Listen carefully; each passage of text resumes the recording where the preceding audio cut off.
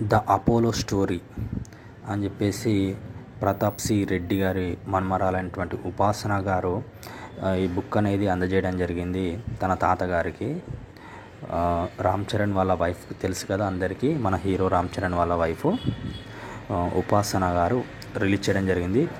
91st birthday, 91 సంవత్సరాలు నిండింది Pratap C Narayana Reddy గారు. 40 ఏళ్ళ కిందట మన అపోలో హాస్పిటల్స్ అనేవి ఓపెన్ చేయడం జరిగింది. మనకు తెలుసు, మన ఇండియాలోనే కాదు దాదాపు ఏషియాలోనే అతిపెద్ద హెల్త్ కేర్.